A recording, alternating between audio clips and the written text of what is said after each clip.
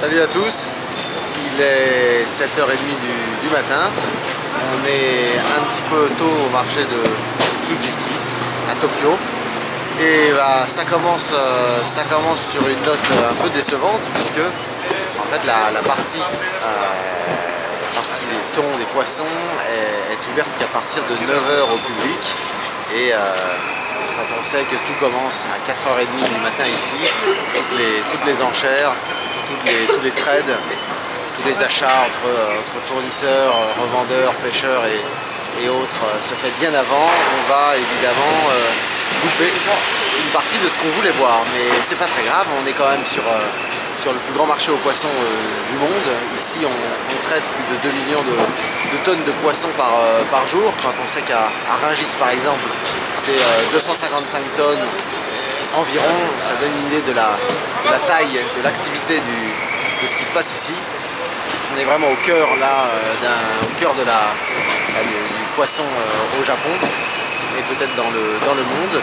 On va visiter tout ça. C'est pas seulement du poisson, c'est aussi des ustensiles de cuisine, des couteaux, des légumes et tout ce qui peut tourner autour de l'art culinaire. C'est aussi de la viande probablement. Donc on va visiter tout ça, on va vous emmener avec nous et on va commencer très simplement, puisqu'on est un peu en avance pour le poisson, on va commencer par les légumes.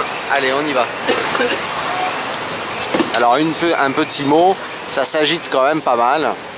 Encore une fois, hein, ça a commencé il y a plusieurs heures. Donc là, tous les gens qu'on voit sont en train de ranger les affaires, les produits qu'ils ont pu acheter un peu plus tôt. Ils sont eux en train de terminer, on va dire, leur journée en ce qui les concerne. Et puis tout ça va partir dans différents restaurants et sûrement via d'autres intermédiaires. Et donc on est là à l'entrée du marché et on commence par les légumes. C'est en fait depuis le tremblement de terre de Fukushima que la partie aux enchères et toutes les négociations se font à partir de 9h. Donc là on a des légumes par exemple, ce qu'il y a de plus classique, un petit peu moins ici, puisque là on a, devinez quoi, pas du gingembre mais du wasabi.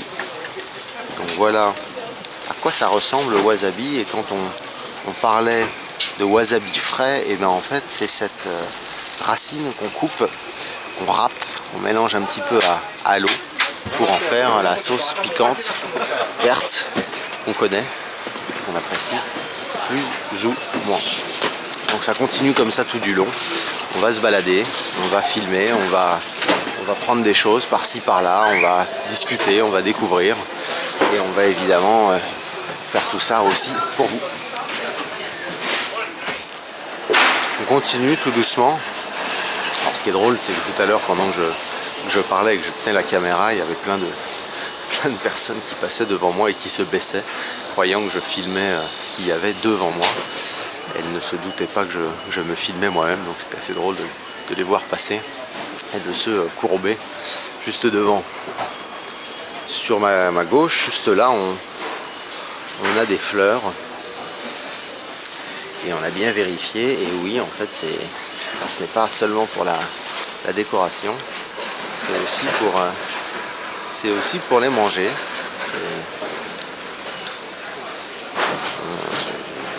J'avais goûté une fois comme ça des herbes et des fleurs à Paris, et c'était très, très fort en goût, très puissant. Alors qu'on pourrait penser que ça n'a pas forcément beaucoup de goût, c'était très puissant. Il y a pas mal de choses. On ne sait pas ce que c'est exactement. Là, c'est marqué dessus, c'est pas très dur. Et il y a d'autres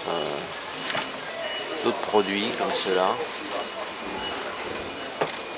Il y aurait des groseilles, un peu foncées pour être des groseilles. À gauche, ça on ne sait pas ce que c'est, ça non plus. On a demandé à goûter, à tester. Malheureusement, il a dit que c'était pas possible en faisant un signe de la main. Tout à fait amicalement d'ailleurs. Tant pis, on essaiera un petit peu plus loin. Voilà, on a encore d'autres choses.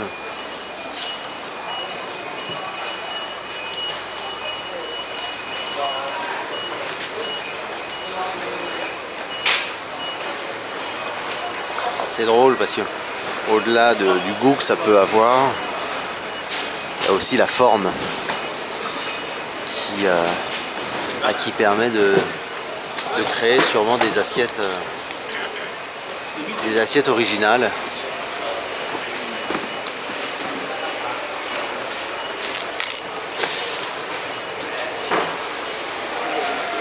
Et de faire donc des choses assez sympas au-delà d'être bonnes. Bon, on vient de regarder la carte du marché qu'on nous a distribuée à l'entrée. Et il y a toute une partie, la moitié du marché à laquelle on ne va pas pouvoir accéder malheureusement. Donc on espère qu'on va voir pas mal de choses. On s'approche timidement là, du quartier des poissons, celui auquel on pourra accéder dans une grosse demi-heure, 3/4 d'heure. Et on aperçoit là devant des pièces, belles pièces. On ne sait pas exactement ce que c'est. Personne n'a pu nous renseigner. On espère ne pas être déçu, mais c'est un peu frustrant quand on voit l'étendue du marché et que une grande partie n'est plus ouverte au public. On est chez Arigutsu, un magasin le même qu'à Kyoto. Et je viens de prendre quelques couteaux.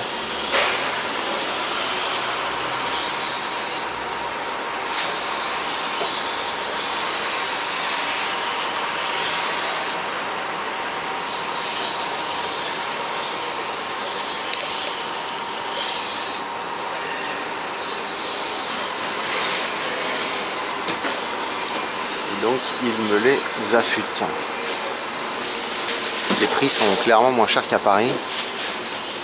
Puisque là, pour des couteaux à haute teneur en carbone, qui sont des qualités, de bonne qualité évidemment, mais pas tout à fait la meilleure, on est sur des prix qui sont 35% moins chers à peu près qu'à Paris pour la même qualité de couteau. Et pour les meilleures qualités, avec de l'acier trempé plusieurs fois, comme par exemple sur celui-là. Là, les prix sont à environ 40%, je dirais, moins cher qu'à Paris, pour ce que j'ai pu voir en France par rapport à ici. Alors, un dernier mot avant de continuer vers la partie poisson.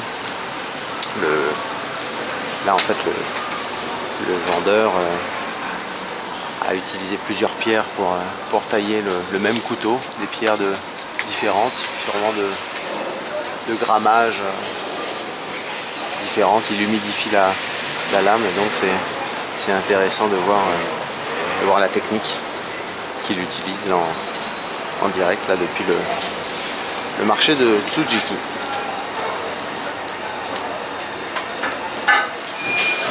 Ça y est, on rentre dans le vif. On peut enfin accéder à cette partie tant attendue du marché, et dès l'entrée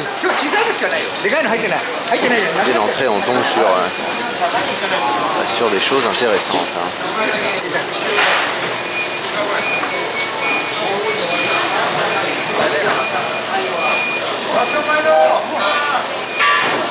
On va faire le tour pour vous montrer le reste. Donc là on est vraiment, vous voyez devant moi c'est l'entrée. On est vraiment quelques mètres.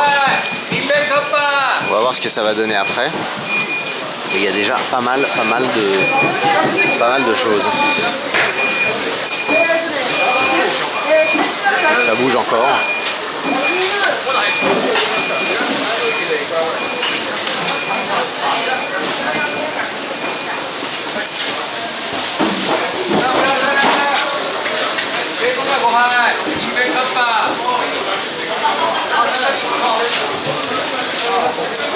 Ouais, c'est frais, hein.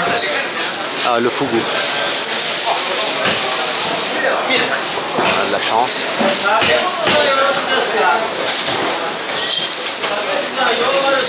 Ouais, je pensais qu'il le découperait, mais non.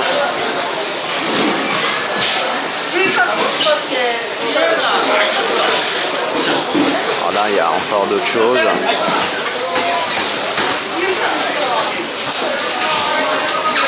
On découvre en même temps que vous et c'est fabuleux. Là, ne serait-ce qu'encore une fois, 2-3 mètres après être rentré, on a déjà des poissons.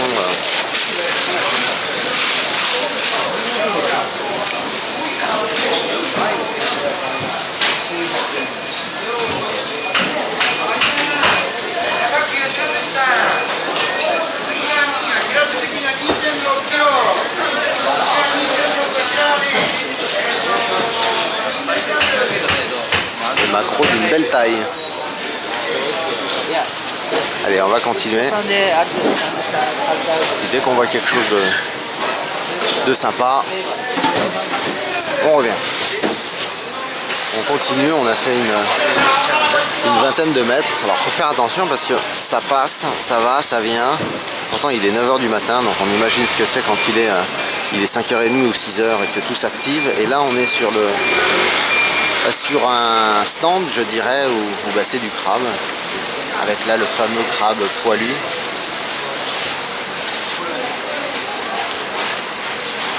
On avait eu la chance de manger à Kyoto.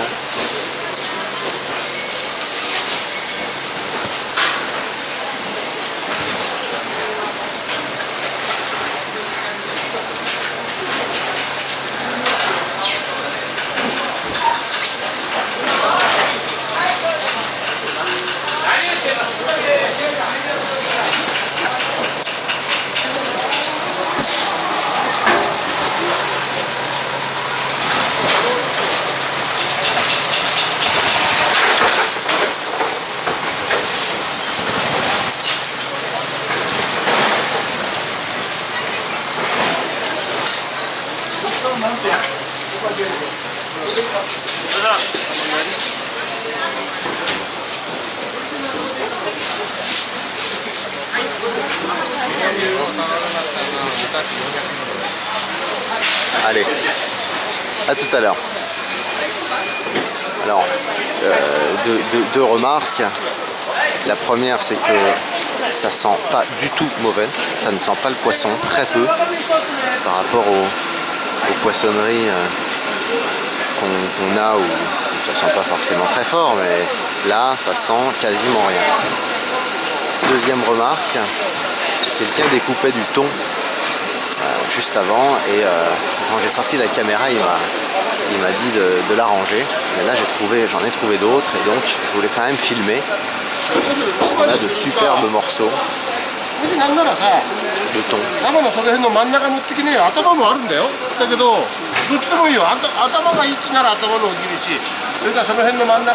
Là ça ne semble pas lui poser de problème particulier. Il a sorti son engin de guerre là, quand on voit le couteau qu'il a.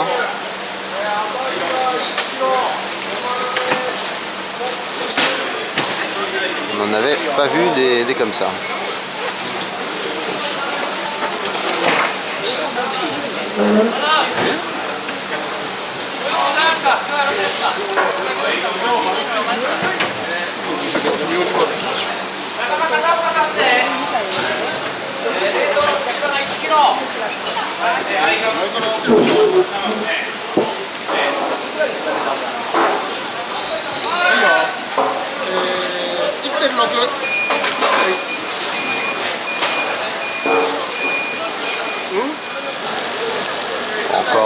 Encore d'autres produits.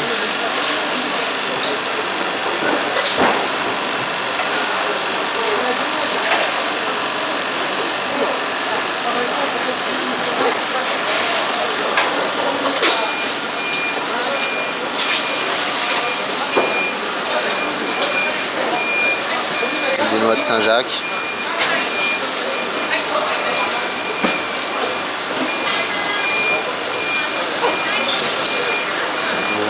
Les noix de Saint-Jacques, il y en a 18 à 20 dedans apparemment, pour vous donner une idée des prix.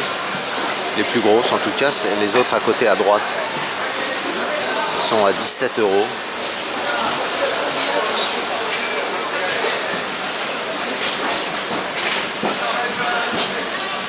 14 €.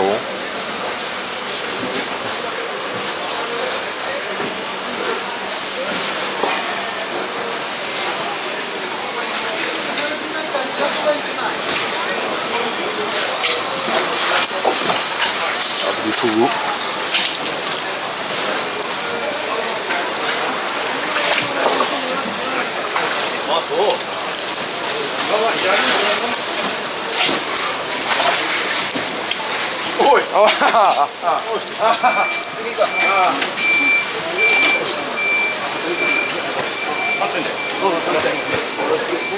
Encore une fois, ça doit être quelque chose d'autre de 3 heures avant, quand il est vraiment tôt le matin. Et notamment encore une fois, je le répète, mais dans la partie qui est interdite aux visiteurs et qui représente la moitié en termes de superficie, la moitié du marché.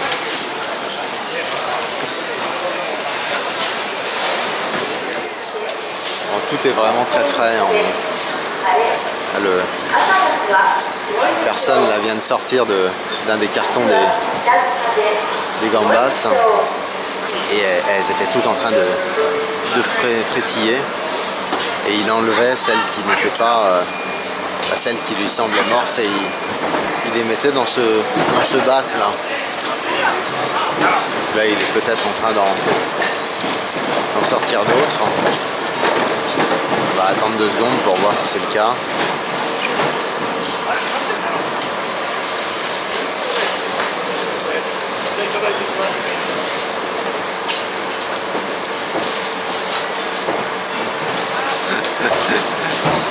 Celles-là ont l'air moins vives, quoi qu'il les remet dans l'eau.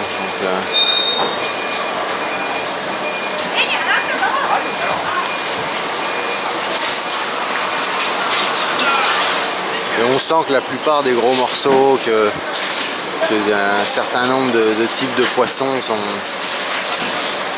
sont partis et sont plus disponibles. Et les stands se ressemblent assez.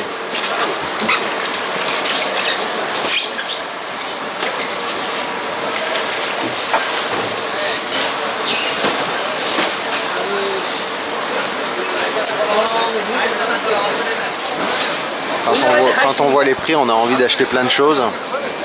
Les grosses pinces là-bas, des grosses pattes de king crab à 36 €. Il y en avait, il devait y avoir 1,5 kg, 2 kg peut-être. Quand on va dans les grandes épiceries parisiennes et on voit le prix auquel ils vendent ça, quand on compare par rapport ici, ça n'a rien à voir.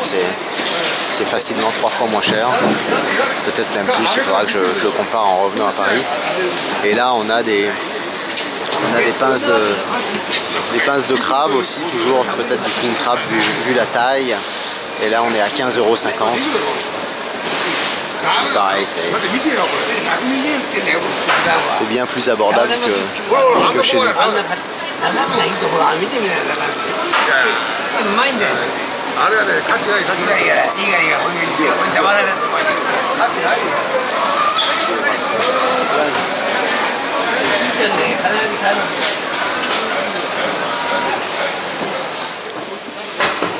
Les étalages certains sont rangés, ça nettoie, on sent que c'est la fin de la journée ici. Et, quand on voit cette tête de thon, on repense à la vente qui a eu lieu il y a 3 jours ici, là, à quelques mètres, allez, centaines de mètres, pour plus d'1 million d'euros, 1,3 million d'euros, un thon de 200 et quelques kilos. Je sais plus si c'est 220 ou 260. Et ça fait du 260 € le sushi quand on rapporte à la pièce. Et ce qui est fou, c'est que celui qui a acheté ce thon, qui a d'ailleurs pulvérisé le record de l'année dernière, qu'il avait lui-même fixé d'ailleurs l'année précédente, et bien il a dit que il vendrait ses sushis au prix habituel, c'est-à-dire à 4 € la pièce. 3,50 même, c'était même pas 4 €. Ce qui fait évidemment cher le sushi, mais quand on sait que son prix de revient est de 220 € et qu'il vend ça à 4,50 €, ça laisse rêveur. Il faudra qu'on trouve l'adresse d'ailleurs pour voir si on peut pas y aller.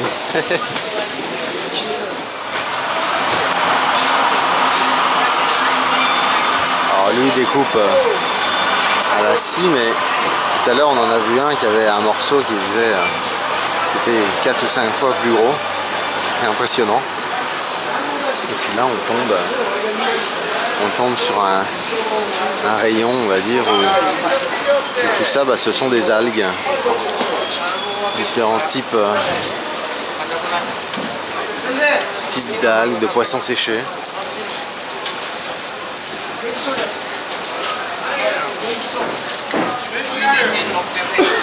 Et on dirige tout doucement vers la sortie, en sachant qu'il y a plein de choses qu'on n'a pas vues.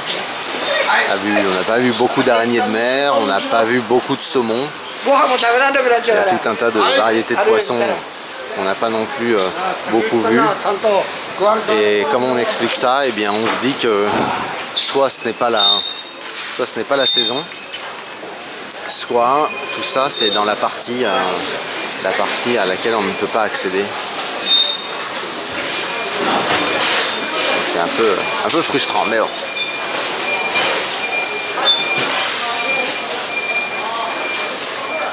On vient de sortir de l'endroit où on était pour rejoindre un autre, la partie du marché où les poissonniers vont se restaurer,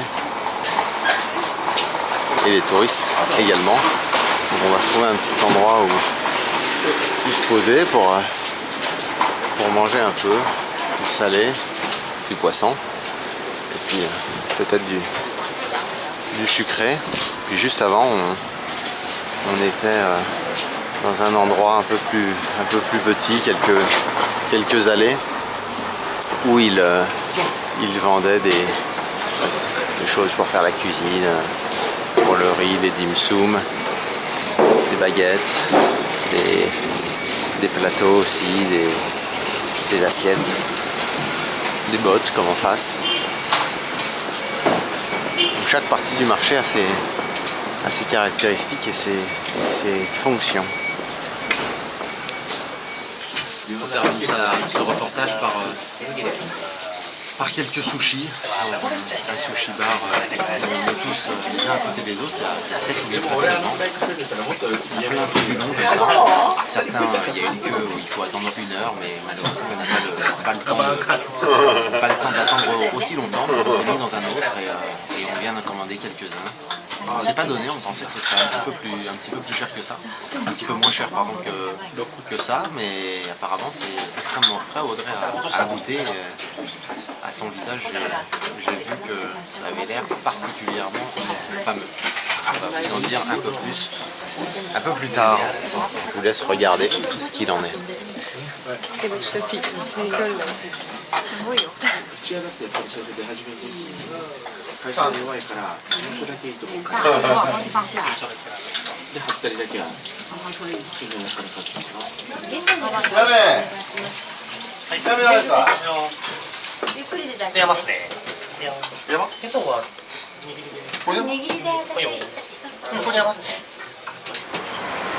Ça y est, la visite du marché est terminée.